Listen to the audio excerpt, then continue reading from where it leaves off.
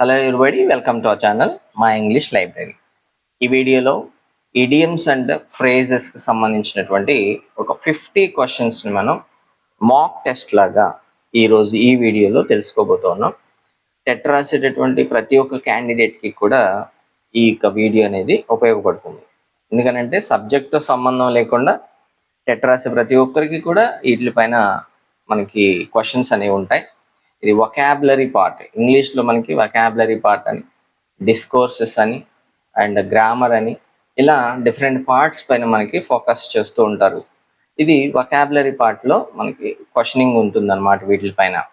So ఇప్పుడు దీని పైన మీకు క్వశ్చనింగ్ అనేది 1 or 2 క్వశ్చన్స్ వచ్చేటటువంటి ఛాన్సెస్ ఉన్నాయి, అంటే ఇడియమ్స్ అండ్ ఫ్రేజెస్ పైన. ఎందుకనంటే టెక్స్ట్ బుక్లో ఈ ఇడియమ్స్ అండ్ ఫ్రేజెస్ అనేవి చాలా విరివిగా వాడుతూ ఉంటారు.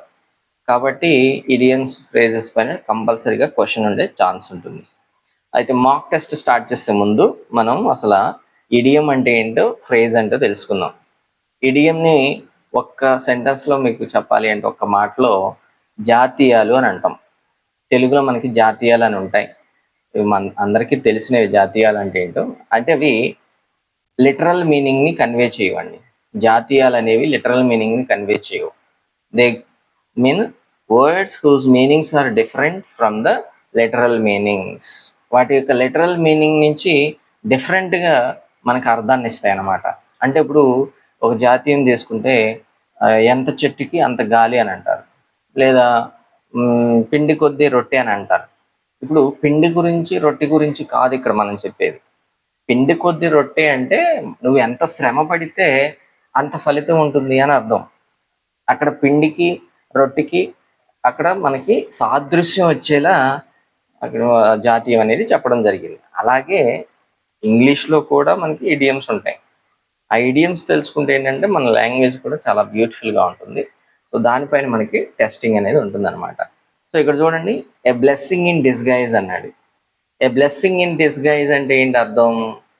ఏ బ్లెస్సింగ్ ఇన్ డిస్గైజ్ అంటే something that seems. A blessing in disguise అంటే something that seems bad at first but turns out to be good. అంటే ముందు చూడడానికి అది బ్యాడ్ లాగా అనిపిస్తుంది, అంటే చెడు జరిగినట్లుగా అనిపిస్తుంది మనకి, కానీ అది చివరికి వచ్చేసరికి మనకి మంచి రిజల్ట్ ఇస్తుంది అనమాట. అంటే ఫస్ట్ మనకు ఇప్పుడు చాలా కష్టపడినప్పుడు, అంటే ఎగ్జామ్ కోసం కష్టపడతాం కదా, కష్టపడేటప్పుడు చాలా అది ఇబ్బందిగా ఉంటుంది. ఎందుకురా ఇక కర్మ అని అనుకుంటా ఉంటాం కదా, కానీ అదే చివరికి మనకి మంచి ఫలితాలను ఇస్తుంది. మంచి ఫలితం ఇచ్చినప్పుడు అది ఇదంతా ఈ కష్టం అంతా మనకి ఈ రాబోయే సుఖానికి మెట్టు లాంటిది. అలా చూడడానికి అది బ్లెస్సింగ్ లా అనిపించదు, కరసలాగా అనిపిస్తుంది, శాపంలాగా అనిపిస్తుంది, కానీ అది మనకి మంచి రిజల్ట్ ఇస్తుంది అనమాట. సో ఆ విధంగా మనకి ఆ యొక్క ఒరిజినల్ మీనింగ్ నుంచి డిఫరెంట్ మీనింగ్ ఇచ్చేవే ఇడియమ్స్ అని అంటాం అనమాట. సో దీనిపైన మీకు క్వశ్చనింగ్ కంపల్సరీగా ఉంటుంది. అండ్ ఫ్రేజెస్ ఏంటండి? Words that work together. ఇవి కొన్ని కలిసి వర్డ్స్ పనిచేస్తాయి.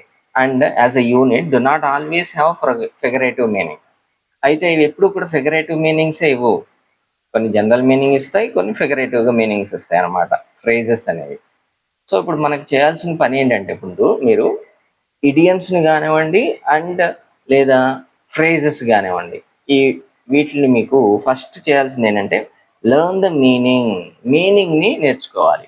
అంతేగాని డైరెక్ట్గా ఏ వర్డ్కి ఆ వర్డ్ మీనింగ్ తెలుసుకుంటే కష్టం. ఇప్పుడు బ్లెస్సింగ్ అంటే ఒక మీనింగ్ ఉంది, డిస్గైజ్ అనేది ఇంకొక మీనింగ్ వస్తుంది, కానీ రెండింటిని కలిపి ఇడియంలో వాడినప్పుడు వేరే మీనింగ్ ఇస్తుంది అనమాట. సో కాబట్టి ఇడియమ్స్ని మనం కొన్ని మీనింగ్ వైజ్గా తెలుసుకోవాలి ఇన్ బిఫోర్ హ్యాండ్ అనమాట. అప్పుడే మనకి ఎగ్జామినేషన్లో కరెక్ట్గా క్యాచ్ చేయగలం.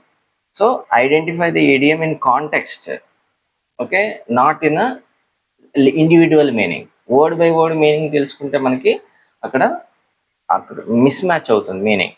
కాబట్టి కాంటెక్స్చువల్గా సెంటెన్స్లు దాన్ని అర్థం చేసుకోవడానికి ట్రై చేయాలన్నమాట.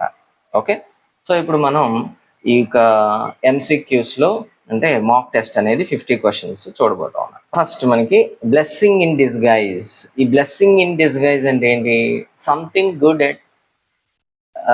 Good that seem bad at first అనమాట. అంటే ఫస్ట్ చూడడానికి అది బ్యాడ్గా అనిపిస్తుంది, కానీ చివరికి అది మంచిగా వస్తుంది అనమాట. అంటే ఫస్ట్ శ్రమలు పడినప్పుడు అది మనకి బ్యాడ్ అనిపిస్తుంది, అలాగే చివరికి వచ్చేసరికి అది గుడ్ అవుతుంది. అంటే ఇప్పుడు పేరెంట్స్ తిడతారు కదా, పేరెంట్స్ తిట్టినప్పుడు ఎందుకు మా డాడీ ఇలా తిడతాడు, ఇప్పుడు మా డాడీ ఎందుకు పనిష్మెంట్స్ ఇస్తాడా అని ముందు అనుకుంటాం.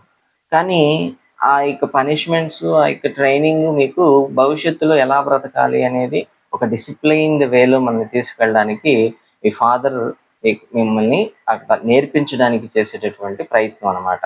సో ఫస్ట్ మనకి అది బ్లెస్సింగ్ లా అనిపించదు, అది చివరికి బ్లెస్సింగ్ అవుతుంది అనమాట. దాన్ని సందర్భంలో చెప్పడానికి ఏ బ్లెస్సింగ్ ఇన్ డిస్గైజ్ అని అంటారు. డిస్గైజ్ అంటే ఏంటి? మారు వేషం అని అర్థం. అంటే బ్లెస్సింగ్ మారు వేషంలో ఉంటుంది అలా. Okay, so B is the right one. Next, once in a blue moon అంటారు. Once in a blue moon అంటే చాలా రేర్లీ అని చెప్పడానికి once in a blue moon అని వాడతారు అనమాట. చాలా రేర్గా అడు he attends the class once in a blue moon అంటారు. అంటే చాలా రేర్గా తను క్లాస్కి వస్తాడు అని అంటారు, ఆ విధంగా చెప్తారనమాట. And next, hit the nail on the head అంటారు. Hit the nail on the head అంటే say exactly the right thing. Okay, don't beat the bush around అంటాం కదా, అలాగే ఇది కూడా. అంటే don't beat the bush around అంటే అసలు విషయం ఏంటో స్ట్రైట్గా చెప్పుపోయా, ఓ అటు తిప్పి ఇటు తిప్పి అటు తిప్పి చెప్తావు ఎందుకు. సో అప్పుడు hit the nail on the head అని అంటారు. అంటే exactly what you want, what is right అది చెప్పు అని అర్థంతో మనం hit the nail on the head అనే అర్థంతో చెప్తాం. బ్రేక్ ద ఐస్ అంటే, బ్రేక్ ద ఐస్ అంటే ఇప్పుడు మనకి లిటరల్గా ఐస్ ముక్కను తీసుకుని బ్రేక్ చేయడం కాదు. ఇప్పుడు చాలా ఒక మీటింగ్ స్టార్ట్ అయింది, మీటింగ్లో బాస్ మీ ఒపీనియన్స్ని ఎక్స్ప్రెస్ చేయండి అని ఎంప్లాయీస్ని అడిగాడు. ఎంప్లాయీస్ ఎవరు కూడా నోరు వెప్పట్లా, నోరు వెప్పుకుని అందరూ సైలెంట్గా ఉన్నారు. అందరూ సైలెంట్గా ఎవరి కాళ్ళకి భయం వేసి అలా సైలెంట్గా ఉంటా ఉన్నారు, ఏమంటే ఏమంటాడా అని. సో అందులో ఒకడు కరేజియస్ బాయ్, ఒక కరేజియస్ మ్యాన్ లేచి ఈ బ్రేక్స్ ద ఐస్ అని, అంటే సైలెన్స్ని, కాన్వర్జేషన్ని కంఫర్టబుల్గా స్టార్ట్ చేస్తాడు అనమాట. So begin a conversation comfortably అని చెప్పడానికి బ్రేక్ ద ఐస్ అని చెప్తాం అనమాట ఇడియమాటిక్గా. Okay, and next one, piece of cake అంటారు. పీస్ ఆఫ్ కేక్ అని చాలా సందర్భాల్లో మనకి యూస్ చేస్తూ ఉంటాం. అదే it's piece of cake for me అంటారు. కేక్ వాక్ అంటారు కదా, అలా కూడా చెప్తారు. Cakewalk, it's a cakewalk for me అంటారు. ప్రాజెక్టా, ఆ project it's a piece of cake for మీ, నాకు చాలా ఈజీ టాస్క్ అని చెప్పడానికి పీస్ ఆఫ్ కేక్ అంటాం. And next, burn the midnight oil. Burn the midnight oil అంటే study or work late at night, అంటే పగలంతా ఖాళీగా ఉండి రాత్రి మాత్రం లేట్ నైట్స్ వర్క్ చేస్తాం. అలాంటప్పుడు మనం burn the midnight oil. Mid night oil అంటే తెలుసు కదా, సో అలా. అండ్ అండర్ ద వెదర్ అంటారు. అండర్ ద వెదర్ అంటే చాలా ఫేమస్ అండి, ఇది చాలా ఎక్కువ సందర్భాల్లో అడుగుతూ ఉంటారు. సో అండర్ ద వెదర్ అంటే సిక్ అని చెప్పడానికి ఈజ్ అండర్ ద వెదర్ అంటారు. అతను సిక్ అయ్యాడనని దాని జాతీయంలో చెప్పాలనుకో, అంటే మనకి ఇడియమాటిక్ ఎక్స్ప్రెస్ చేయాలన్నప్పుడు అతను సిక్ అని చెప్పే బదులు is under the weather sir, is unable to attend the meeting అంటారు. అప్పుడు సిక్ అని అర్థం అనమాట. Okay, next, spill the beans అంటారు. స్పిల్ ద బీన్స్ అంటే ఇప్పుడు ఫర్ ఎగ్జాంపుల్ బీన్స్ తెలుసు కదా, బీన్స్ ఎలా ఉంటాయి, అవి లోపల ఉంటాయి కదా, తొడిమికి లోపల ఉంటాయి బీన్స్. ఆ బీన్స్ని ఓపెన్ చేస్తే అప్పుడు మనకి అందులో ఎన్ని పల్సెస్ ఉన్నాయి అనేది తెలుస్తుంది, అవును కదా. సో అలాగే reveal the secret. Spill the beans అంటే బీన్స్ని స్పిల్ చేయడం అంటే ఏంటి, విప్పడం. అది ఇప్పుడు చిక్కుడుకాయ ఉంది, ఆ చిక్కుడుకాయని ఇలా మధ్యలోకి ఇలా ఓపెన్ చేసాం అనుకోండి, ఏమొస్తాయి, అందులోంచి పల్సెస్ అని బయటకు వస్తాయి. అలాగే సీక్రెట్ ఎలా ఉంటుంది, హిడెన్గా ఉంటుంది. దాన్ని మనం ఇలా ఓపెన్ చేస్తాం అనుకోండి, దాన్ని మనం ఇప్పుడు ఈ స్పిల్డ్ ద బీన్స్ అంటాడు, అంటే ఈ రివీల్డ్ ద సీక్రెట్ అని చెప్పవచ్చు అలా. Next, beat around the bush. ఇంతకుముందు చెప్పాను కదా, hit the nail on the head అన్న, అలాంటిది ఇది. So beat around the bush అంటే సంబడి, ఎవరైనా కొంతమంది వాళ్ళు వచ్చిన విషయం చెప్పకుండా they beat the bush around అంటాడు. అంటే వాళ్ళు అసలు విషయానికి రాకుండా అటు అటు అటు అటు అటు అటు అది ఇది చెప్పుకొస్తారు. సో అది స్ట్రైట్గా చెప్పరు వాళ్ళు. అప్పుడు మనం ఇక్కడ ఇది don't beat the bush around అని చెప్పచ్చు. ఓకే, నువ్వు అటు ఇటు కాకుండా స్ట్రైట్గా విషయం చెప్పు, దొంగ తిరుగు లేకుండా అని చెప్తా ఉన్నాడు. అప్పుడు avoid the main topic. Beat the bush అంటే avoid the main topic. Don't beat the bush around అంటే నువ్వు అసలు విషయం చెప్పు అని అర్థం అక్కడ. ఓకే, అది. Next, cost an arm and a leg. Cost an arm and leg అంటే ఏంటంటే, సో అది చాలా ఎక్స్పెన్సివ్ అని చెప్పడానికి వాడేటటువంటి ఒక idiom. Cost leg and arm అంటే ఇప్పుడు మనకి మన ఆర్గాన్స్ చాలా విలువైనయే కదా, డబ్బు గురించి కాదు కానీ మనకి చాలా ముఖ్యమైనవి. కాలు చేతులు ఇవన్నీ లేకపోతే ఏం చేయగలం, ఏమీ చేయలేం. సో కాబట్టి చాలా విలువైంది, చాలా ఎక్స్పెన్సివ్ అని చెప్పడానికి that cost an arm and a leg, చాలా ఎక్స్పెన్సివ్ అది అని చెప్పడానికి వాడేటటువంటి ఇడియం అనమాట అది. Next, cry over spilt milk. Cry over spilt milk అంటే ఇప్పుడు మనకి జరిగిపోయిన తర్వాత ఏం చేస్తాం, ఇప్పుడు పొయ్యి మీద పాలు పెట్టారు, పొయ్యి మీద పాలు పెట్టి మర్చిపోయారు, అది పొంగిపోయింది. స్పిల్ట్ అంటే ఏంటి, పొంగిపోయినాయి. అప్పుడు పొంగిపోయిన తర్వాత ఏడిస్తే వస్తుంది, దానికి రాదు కదా. సో అలాంటి సందర్భం అనమాట. Regret something that cannot be changed అంటే రిగ్రెట్ అంటే బాధపడ్డం, అయిపోయిన తర్వాత బాధపడదాన్ని రిగ్రెట్ అంటారు. ఆ విధంగా క్రై ఓవర్ స్పిల్ట్ మిల్క్, పొంగిపోయినటువంటి పాల కోసం ఏడిసినారు, అవి తిరిగి రావు. అదేవిధంగా జరిగిపోయిన తర్వాత ఏడిసినది మళ్ళీ వెనక్కి రాదు. ఆ సందర్భంలో ఈ క్రై ఓవర్ స్పిల్ట్ మిల్క్ అని ఇడియంని వాడతాం అనమాట. At the 11th hour. At the 11th hour అంటే మనకి చాలా మంది ఎగ్జామ్ ప్రిపరేషన్లో ఉన్న వాళ్ళకి చాలా సూట్ అయ్యేటటువంటి ఫ్రేజ్ ఇది, ఈ ఇడియం ఇది. అంటే అట్ ద 11th అవర్ అంటే అసలు ఎగ్జామ్ దగ్గరికి వచ్చేంత వరకు కూడా మనం మేల్కోం. ఎగ్జామ్ రేపనంగా ఈ రోజు మొత్తం బుక్స్ అన్ని ముందు పెట్టుకుంటాం. అప్పుడు మనం ఈ ఇడియంని వాడచ్చు. At the 11th, he starts his preparation at the 11th hour every time. whenever he is preparing for competitive exams, he prepares at the 11th hour. Last మినిట్లోనే ప్రిపేర్ అవుతాడు, మొత్తం బిగినింగ్ నుంచి టైం వేస్ట్ చేస్తాడు అనమాట. అంటే at the last moment అని చెప్పడానికి వాడేటటువంటి ఇడియం అది. Next, a storm in a teacup. A storm in a teacup అంటే ఇప్పుడు టీ కప్లో తుఫాన్ వస్తే ఎలా ఉంటుంది, టీ కప్లో తుఫాన్ వస్తుందా, అంటే ఊపిపోయి ఎందుకు, దాని పెద్ద ప్రమాదం ఉంటుంది అది. అలాంటి సందర్భంలో వాడేది ఇది. అంటే ఏ స్మాల్ మ్యాటర్ ఎగ్జాజరేటెడ్ అంటే చిన్న విషయాన్ని కూడా ఎగ్జాజరేట్ చేయడం, పెద్దగా చేసి చెప్పడం అనమాట. దాన్ని మనకి ఎస్ట్రామ్ ఇన్ ఏ టీ కప్ అనమాట. అంటే మనకి అతిశయోక్తి అంటారు కదా, అలా అలా చెప్పడానికి మనం ఎస్ట్రామ్ ఇన్ ఏ టీ కప్ అని ఇడియోమాటిక్గా చెప్తారనమాట. నెక్స్ట్, ఎ వైట్ ఎలిఫెంట్. ఎ వైట్ ఎలిఫెంట్ అంటే ఇప్పుడు సంథింగ్ కాస్ట్లీ బట్ యూజ్లెస్. ఇప్పుడు ఒక ఎలిఫెంట్ని తెచ్చుకున్నాం, చాలా కాస్ట్లీ ఎలిఫెంట్ అది, అది వైట్ ఎలిఫెంట్ అంటే. వైట్ ఎలిఫెంట్ అంటే కాస్ట్లీ ఉంటుంది. ఇప్పుడు ఒక ఎలిఫెంట్ని తెచ్చి పెట్టుకున్నాం ఇంట్లో, దానికి దానివల్ల నీకేం ఉపయోగం ఉంటుందా అంటే ఉపయోగం ఏమీ ఉండదు, దాన్ని నువ్వు మేపడం తప్ప. ఇప్పుడు మనకి ఇంజిన్ ట్రబుల్ ఉంది కదా, ఇంజిన్ ట్రబుల్ లెసన్ చూసినప్పుడు మీకు అదే స్టోరీ చూసినప్పుడు ఆ యొక్క ఇంజిన్ అనేది తనకి గిఫ్ట్గా వస్తుంది కదా ఆధార్కి, అప్పుడు అది వైట్ ఎలిఫెంట్ ఫర్ హిమ్ అంటాడు. చూసారా, ఇంజిన్ ట్రబుల్లోని నుంచి మీకు అక్కడ లెసన్లోనే డైరెక్ట్గా ఉంది అక్కడ మీకు ఇచ్చిన సిలబస్లో. It's a white elephant for him అంటే అది బర్డెన్ అనమాట, something that costly but useless. అక్కడ అతనికి ఇంజిన్ వస్తుంది, రోడ్ ఇంజిన్. రోడ్ ఇంజిన్ అనేది అతనికి యూస్ఫుల్ కాదు, అది కాస్ట్లీయే కానీ యూస్ఫుల్ కాదు. సో అలాంటి వాటిని మనం white elephant, it's a white elephant for him అంటాం అలా. సో ఈ సందర్భంలో వాడతాం. And next, the Apple of once I. Apple of once I అంటే ఇప్పుడు యాపిల్ ఉందని మంచి టేస్టీ కాశ్మీరీ యాపిల్ ముందుకు ఇచ్చామని, మీ చేతికి ఇచ్చామనుకోండి, దాన్ని అసహించుకుని పారేస్తారా? పారేయరు కదా, దాన్ని మీరు చాలా ఇష్టపడతారు కదా. యాపిల్ ఇష్టపడిన వాడు ఎవడు ఉంటాడులేండి. So it looks so beautiful and also it taste sweet. Okay, so అలాంటి దాన్ని మనం ఇష్టపడతాం కదా. సో దేన్ని ఇష్టపడేదాన్ని ఇక్కడ మనకి ఫేవరెట్ పర్సన్. ఫర్ ఎగ్జాంపుల్ మన ఆఫీసులోనే కొంతమంది అంటే బాస్కి ఇష్టం, అప్పుడు they are apples for his eyes అంటాం. They are apples for his eyes అంటాం. అంటే ఆయనకి వాళ్ళంటే చాలా స్వీట్ అనమాట, చాలా ఇష్టం, వాళ్ళకి ఫేవరెట్ అని అంటారు కదా, అలా అనమాట.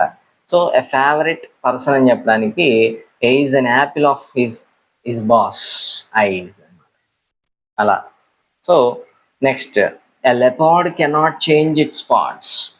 ఎ leopard cannot change its spots అంటే ఇప్పుడు లెపార్డ్కి ఉన్నటువంటి అంటే చిరుతపుల్లి అంటాం కదా, దానికి మీద చొక్కలు ఉంటాయి కదా, ఆ పర్సన్ అదే సారీ ఆ యొక్క స్పాట్స్ మరక, ఆ మరకల్ని పోగొట్టుకుంటుంది, అది కుదురుతుంది, అది పుట్టుకతో వచ్చినవి పోవవి.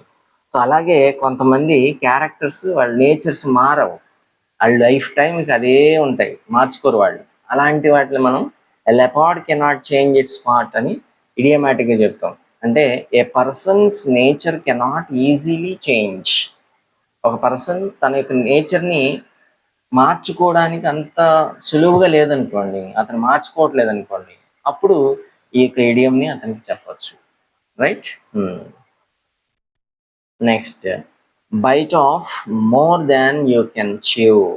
అంటే bite off more than you can chew అంటే అంటే ఎక్కువగా మనం చేయగలిగిన దానికంటే ఎక్కువగా తీసుకోవడం అనమాట. ఇప్పుడు నోట్లో ఒక చాక్లెట్ పెట్టుకున్నాం, మన నోట్లో ఎంత పడుతుందో అంతే బైట్ చేయాలి. అలా కాదని చెప్పేసి ఒక 10 చాక్లెట్లు లోపల పెట్టేసేసుకుంటే మొత్తం ఒక పెద్ద లడ్డు నోటే పెట్టుకున్నాం అనుకోండి, అది బయట చేయడానికి కుదురుతుందా? కుదరదు కదా. సో అలాగే మనకి చేతగాని దాన్ని కూడా ఎక్కువగా రెస్పాన్సిబిలిటీ తీసుకోవడం కూడా ఇలాగనమాట.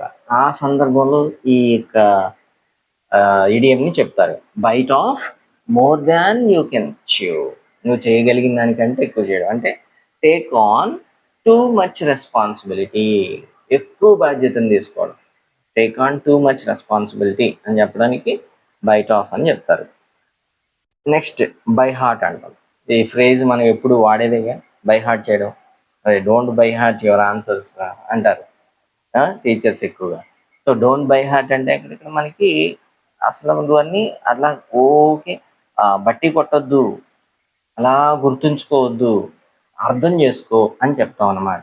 సో ఇక్కడ బై హార్ట్ అంటే ఏంటి, మనకి ఇప్పుడు మెమరీలో ఫీడ్ చేసేసుకోవడాన్ని బై హార్ట్ అంటాం. అంటే యాజ్ ఇట్ ఈజ్ ఆ బుక్లో ఉంటే, ఫర్ ఎగ్జాంపుల్ మనకి ఎవడన్నా పిల్లవాడు ఆన్సర్ రాలేదనుకో, వాడి బట్టి కొట్టేవాడైతే ఎగ్జామ్లోకి వెళ్ళి, అరే ఇది 2వ పేజీలో చివరిలో ఉంటుంది చూసావా, అక్కడ అదే అంటారు. అంటే ఆడు యాజ్ ఇట్ ఈస్ పేజ్ని జిరాక్స్ తింపేస్తాడు అనమాట మైండ్లో, దాన్ని బై హార్ట్ అంటాం. సో ఫ్రమ్ ద మెమరీ అని.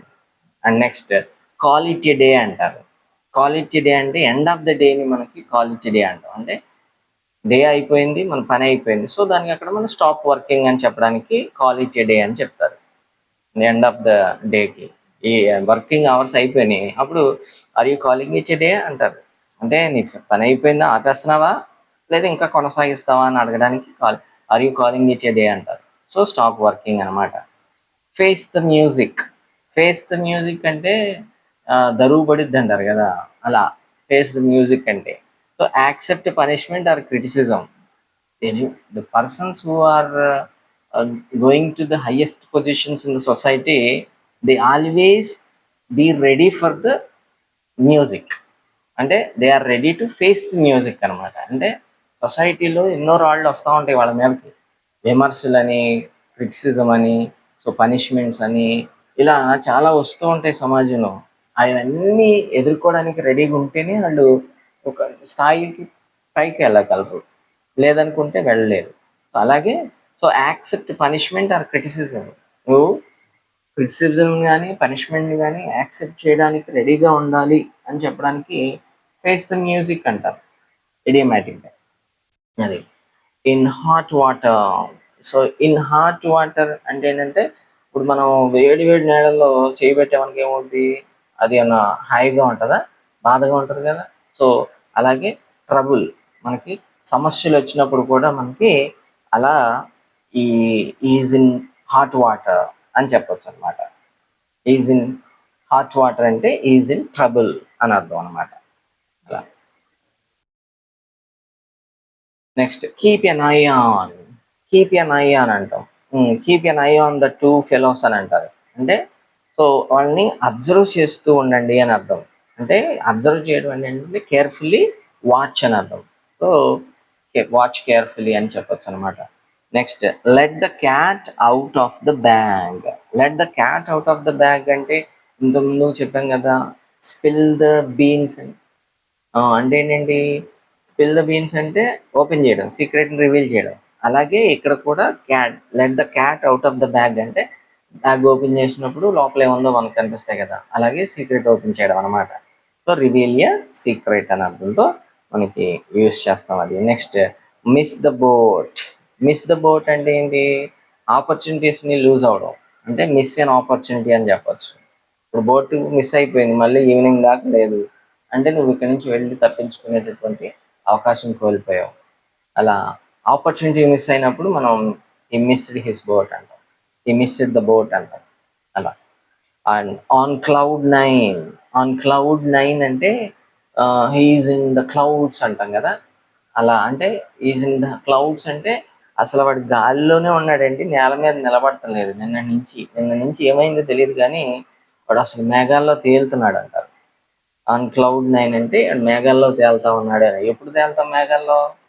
సచ్చినం కాదులేండి, హ్యాపీనెస్ ఎక్కువ అయిపోతే అప్పుడు కూడా గాలిలో తేలుతూ ఉంటాం. సో ఎక్స్ట్రీమ్లీ హ్యాపీ అయినప్పుడు అతను ఆన్ క్లౌడ్ నైన్ అని చెప్పచ్చు, ఈజ్ ఆన్ క్లౌడ్ నైన్ అని చెప్పచ్చు అనమాట అలా. And next pull someone's leg అంటారు. పుల్లింగ్ సమ్వన్స్ లెగ్ ఇస్ మనకి చాలా ఫేవరెటే కదా, ఎక్కువ మంది చేసే పని ఇది. అంటే నడుచుకుంటూ వెళ్ళేవాడు కాలు అడ్డం పెట్టడం లేదా ఏదో ఒకటి అండ్ ట్రబుల్ చేయడం చాలా మందికి ఇష్టమే కదా. సో అలా. So here pulling someone's leg అంటే ఇప్పుడు tease or joke with someone అంటే ఏడిపించడం అనమాట వేరే వాళ్ళని, అకారణంగా సందర్భం లేకుండా లేదంటే ఏదో ఒకటి ట్రబుల్ చేయడానికి ట్రై చేయడం. Someone's leg is pulled by someone అంటే అది. Next see eye to eye. See eye to eye అంటే ఇప్పుడు ఫర్ ఎగ్జాంపుల్ ఇక్కడ మనకి ఇద్దరు వ్యక్తుల మధ్యన కాన్వర్జేషన్ జరుగుతుంది అనుకుందాం. కాన్వర్జేషన్ జరిగినప్పుడు ఒక వ్యక్తి ఫాదర్ అడుగుతాడు, ఈరోజు మార్నింగ్ నుంచి ఈవినింగ్ వరకు ఈ వర్క్ కంప్లీట్ చేయాలి, ప్రాజెక్ట్ వర్క్ కంప్లీట్ చేయాలని ఇస్తాడు ఫాదర్. వాడికి ఇష్టం లేదనుకోండి, ఇష్టం లేనప్పుడు ఏం చేస్తాడు, నేల చూపులు చూస్తూ ఉంటాడు, లేకపోతే ఆకాశంలోకి చూస్తూ ఉంటాడు. అదే కనుక వాడికి ఇష్టం అనుకో, ఓకే డాడీ, షూర్లీ డాడీ అని కళ్ళల్లో కళ్ళు పెట్టి చూస్తాడు అనమాట. అంటే అప్పుడు మనం ఎప్పుడైతే ఎదుటి వ్యక్తి చెప్పింది మనం కంప్లీట్గా అగ్రి అవుతామో అప్పుడు మనం ఐ టు ఐ చూస్తాం, లేదా పక్క చూపులు చూస్తూ ఉంటాం. అది అనమాట. Take with pinch of salt అంటారు. Take with pinch of salt అంటే ఇప్పుడు సాల్ట్ అంటే దేనికి గుర్తు? సాల్ట్ అంటే నమ్మకానికి గుర్తుగా వాడతారు సాల్ట్ అనేది. అంటే ఇప్పుడు ట్రూత్ అనమాట, ట్రూత్ లేదా బిలీఫ్, ట్రస్ట్, సింపుల్గా చెప్పాలంటే. ఇప్పుడు for example take a pinch of salt అన్నామంటే అంటే ఆ యొక్క వేరే వ్యక్తి యొక్క ట్రస్ట్ని మనం డౌట్ చేస్తున్నాం. ఇప్పుడు ఫర్ ఎగ్జాంపుల్ అన్నం వండుతున్నామండి, అన్నం వండేటప్పుడు ఆ అన్నం మొత్తం ఉడికిందా లేదనేది ఏం చేస్తాం, ఇక్కడ జస్ట్ కొంచెం తీసుకుని అలా 2 మెతుకులు తీసి చెక్ చేస్తాం. అంటే చూడంగానే చెప్పాం కదా, అంటే దాన్ని డౌట్ పడతాం, అది ఉడికిందా లేదా అనేది టెస్ట్ చేసి మనం తెలుసుకుంటాం. అలాగే ఎదుటి వ్యక్తిని యొక్క ట్రస్ట్ను కూడా మనం టెస్ట్ చేసాం అనుకోండి ఇలా, అప్పుడు మనకి take with pinch of salt అని అర్థం. అలా ఆ సందర్భంలో ఈ ఇడియంని యూస్ చేస్తారన్నమాట. అంటే డౌట్ ద ట్రూత్, అంటే వాడు చెప్పేది నిజమా కాదా అనేది తెలుసుకోవడం అనమాట, టెస్ట్ చేసి తెలుసుకోవడం. Next the ball is in your court అంటారు. ఇది చాలా ఫ్రీక్వెంట్గా యూస్ చేసేటటువంటిది. The ball is in your court అంటారు. అంటే it's your turn to act, అంటే ఇప్పుడు నీదే బాధ్యత, నువ్వే తీసుకోవాలి నిర్ణయం, ఎవడి చేతిలో లేదు, నీ చేతిలోనే ఉంది నిర్ణయం. So ball is in your court అంటాం అలా. Throw in the towel. Throw in the towel అంటే ఏంటంటే ఇప్పుడు ఫర్ ఎగ్జాంపుల్ మనకి టవల్ వాడుకుంటున్నాం, సో అది మనకి అవసరం అయిపోయింది, అలా ఇసిరేస్తాం కదా దూరంగా. అలాగే సో గివ్ అప్ అని చెప్పడానికి త్రో ఇన్ ద టవల్ అంటాం అలా. Next throw thick and thin అంటాం. త్రూ థిక్ అండ్ థిన్ అన్న అర్థం ఎప్పుడు వాడతానంటే, థిక్ అండ్ థిన్ అంటే ఏంటి, సన్నగాను లావుగాను, మందంగాను పలసగాను, అది అంటే ఏదైనా అదైనా ఇదైనా అని. సో ఇన్ ఎవ్రీ సిచ్యువేషన్ అని చెప్పడానికి మనకి through thick and thin an, A situation అయినా, ఓకే, రెయిన్ ఆర్ షైన్ అంటాం కదా, అలా ఏ సందర్భం అయినా సరే అని చెప్పడానికి వాడేటటువంటిది అనమాట.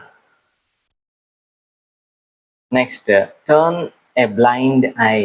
టర్న్ ఏ బ్లైండ్ ఐ అంటే ఏంటి? కొంతమంది అసలు వాళ్ళ కళ్ళ ముందు జరుగుతున్నా కూడా చూసి చూడనట్లుగా ఉండిపోతారు. దే టర్న్ బ్లైండ్ ఐ అంటారు.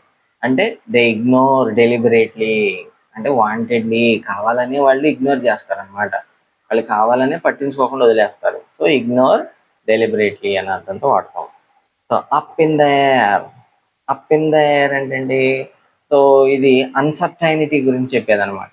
అప్ ఇన్ ద ఎయిర్ అంటే అన్సర్టైనిటీ. ఫర్ ఎగ్జాంపుల్, ఒక పేపర్ ముక్కని గాలిలో పెట్టాము, గాలి వేస్తూ ఉంది, ఆ పేపర్ ముక్క ఎక్కడ ఉంటుందో మనం చెప్పగలమా? చెప్పలేము. అది గాలి ఎటు ఎక్కువ ఫోర్స్ ఉంటే అటు వెళ్ళిపోతూ ఉంటుంది. సో అలా ఆ సందర్భంలో అన్సర్టైన్, అది కన్ఫర్మ్ కాదు, it's up in the air అంటాం. అది గాలిలో ఉంది సార్, మనకు తెలియదు అది ఎటు పోయిద్దో ఎటు పడిద్దో తెలియదు అని చెప్పడానికి అప్ ఇన్ ద ఎయిర్ అని వాడతాం.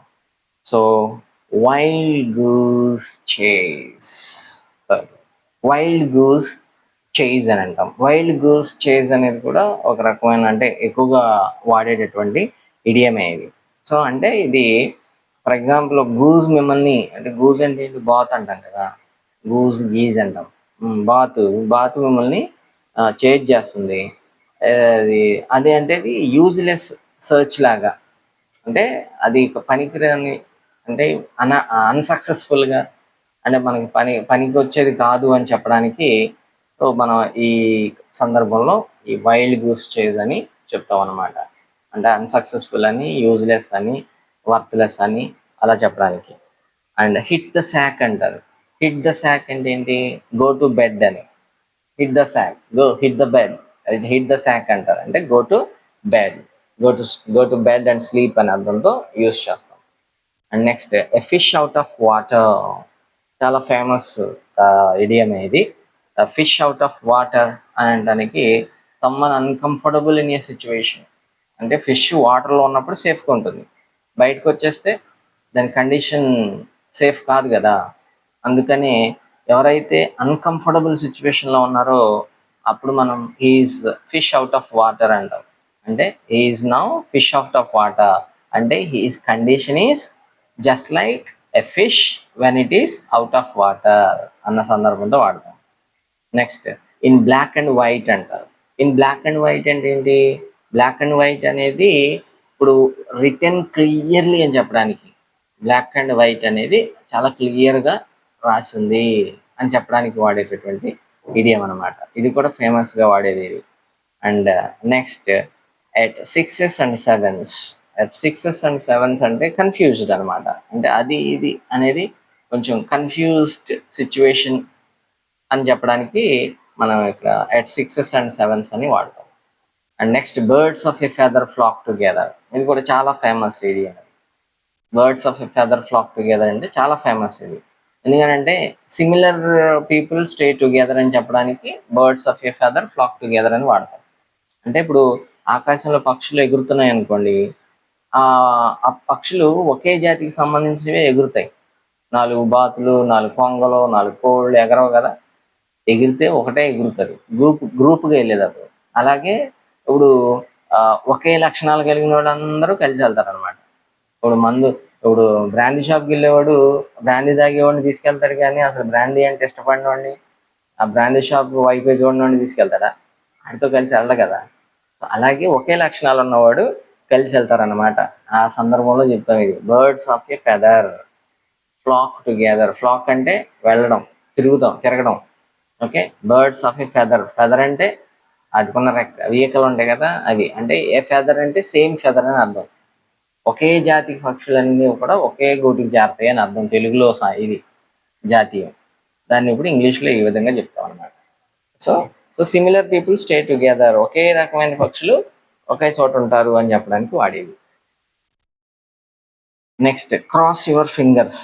క్రాస్ యువర్ ఫింగర్స్ అంటే ఇప్పుడు మనం ఫర్ ఎగ్జాంపుల్ మనకి ఏదైనా బ్యాడ్ ఉంది, లేదనుకుంటే మిస్ఫార్చ్యూన్ ఉంది, అప్పుడు ఏముంటాం? ప్రే ఫర్ గుడ్ లక్ అంటాం. అంటే క్రాస్ యువర్ ఫింగర్స్ అని అంటే ప్రే ఫర్ గుడ్ లక్, మనం చాలా మంచి జరగాలి అని ఆశిస్తూ ప్రే చేస్తాం అలా చెప్పడానికి వాడేది. కిల్ 2 birds with 1 stone అంటే 1 shot 2 birds అంటాం కదా, అది 1 shot 2 birds అంటే ఇప్పుడు 2 girls in 1 effort. ఒకే ఎగ్జామ్కి 2 జాబులు వచ్చాయనుకోండి, అది దీనికి సందర్భం అలా మ్యాచ్ అవుతుంది. And no pain no gain అంటే ఏ బాధ లేకుండా ఏది సాధించలేం. ఏదైనా సాధించాలి అంటే బాధపడాల్సిందే. వర్క్ హార్డ్ టు సక్సీడ్ అని చెప్పడానికి మనం నో పెయిన్ నో గెయిన్ అని చెప్తారు. చాలా ఫేమస్ ఫ్రేజే కదా ఇది. Next out of the blue అంట. అవుట్ ఆఫ్ ద బ్లూ అంటే చాలా చాలా సడన్గా జరిగిపోయిందండి అది. అవుట్ ఆఫ్ ద బ్లూ అంటే ఇప్పుడు స్కై బ్లూ కలర్ ఉంటుంది కదా, సడన్గా ఇప్పుడు ఒక్కోసారి విమానం వెళ్తుంది, మాయమైపోద్ది, అంటే మేఘాల్లో వచ్చి, అండ్ సడన్గా మేఘాలు లేకపోతే మళ్ళీ మళ్ళీ కనిపిస్తుంది. అలా సడన్గా జరుగుతుంది అని అర్థం అన్నమాట. Next read between the lines అంటాం. రీడ్ బిట్వీన్ ద లైన్స్ అంటే understanding the hidden meaning. Between the lines అంటే బిట్వీన్ ద లైన్స్ ఏమి రాసి ఉండదు, మధ్యలో లైన్ల మధ్యలో ఏమి రాసి ఉండదు, కానీ ఆ లైన్ వెనక దాని యొక్క దాగి ఉన్న అర్థాన్ని అర్థం చేసుకోవాలి అని చెప్పడానికి వాడేదన్నమాట ఇది. రీడ్ బిట్వీన్ ద లైన్స్ అంటే అంటే ఆ గూఢార్థాన్ని తెలుసుకో, జస్ట్ మీనింగ్ మాత్రమే కాదు, ఆ పదాల అర్థాలే కాదు, దాన్ని ఏ విధంగా వాడారు అనేది కూడా తెలుసుకోవాలి అనే అర్థంతో యూజ్ చేస్తారన్నమాట అది రీడ్ బిట్వీన్ ద లైన్స్ అంటే. సిట్ ఆన్ ద ఫెన్స్ అంటారు. సిట్ ఆన్ ద ఫెన్స్ అంటే గోడ మీద పిల్లి అంటారు చూసారా, గోడ మీద పిల్లి అంటే ఇటు ఏది నిర్ణయం తీసుకోడు అనమాట, సందర్భాన్ని బట్టి కుదురుతాడు లేదా ఇటు దూకేస్తాడు అలా. సో అవాయిడ్ మేకింగ్ డెసిషన్ అని చెప్పొచ్చు. అది డెసిషన్ తీసుకోడు, అటు ఉంటానా ఇటు ఉంటానా అని, అది ఎటు కుదిరితే అటు ఉంటాడు అనమాట అలా. నెక్స్ట్ టైం ఫ్లైస్ అంటారు.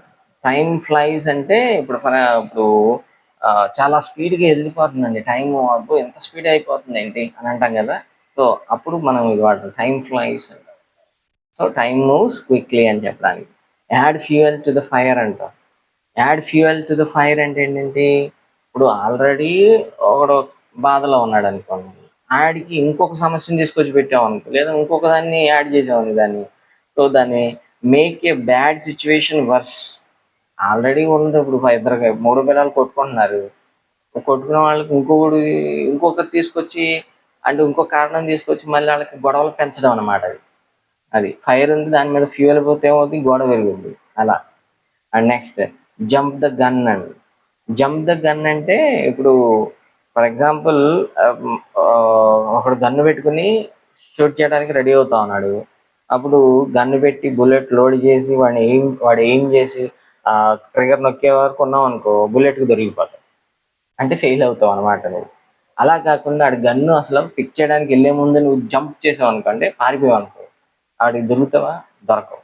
సో అలా నువ్వు ఎర్లీగా స్టార్ట్ అవ్వరా బాబు అని అర్థంతో చెప్తావు అనమాట. జంప్ ద గన్ అంటారు. జంప్ ద గన్ అంటే ముందే మేలుకో, ముందే సవక పెట్టుకో, దీపంగానే అంటే ఎలుగొండంగానే సక్క పెట్టుకోవాలనే సామెత ఉంది కదా అలా. Next the tip of the iceberg అంటారు. టిప్ ఆఫ్ ద ఐస్బర్గ్ అంటే ఇప్పుడు small visual part of much bigger issue పెద్దదే, కానీ అవి చూడడానికి చిన్న చిన్న విజువల్ పార్ట్స్, చిన్నగా కనిపించేవి అని చెప్పడానికి the tip of the iceberg అని చెప్తాను అన్నమాట. And Rome was not built in a day అంటారు. Rome was not built in a day అంటే రోమ్ అనేది ఒక అందమైనటువంటి నగరం, అందమైన సిటీ, చాలా పురాతనమైనటువంటి ఆ టైంలోనే, బీసీ టైంలోనే వాళ్ళు చాలా గ్రేట్ కన్స్ట్రక్షన్స్, వాళ్ళ ఆర్కిటెక్చరు సూపర్గా పెట్టుకున్నారు, అంత సివిలైజ్డ్ వాళ్ళు.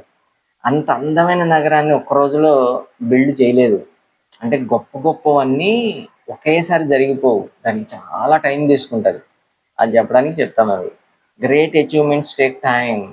గొప్పవన్నీ కూడా టైం తీసుకుంటాయి, అప్పుడే అవి జరుగుతాయి. సడన్గా నేను తెల్లారేలేసేలోపు నేను బిలియనీర్ అయిపోవాలంటే కుదరదు కదా, కష్టపడాలి, సంపాదించుకోవాలి, ఇప్పుడు అవుతావు.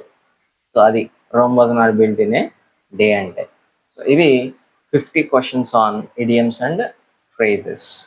I hope you liked the video, and if you like it, please press like button, and don't forget to subscribe, and share with your friends near and dear. Thank you. See you soon with another video.